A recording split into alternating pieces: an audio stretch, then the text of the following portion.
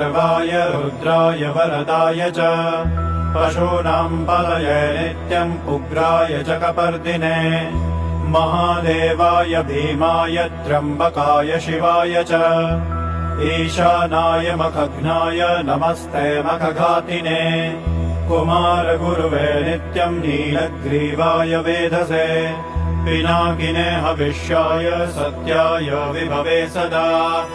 विलोहिताय धूम्राय व्याधिने न पराजिते नित्यम् नीलशिखण्डाय शूलिने दिव्यचक्षुषे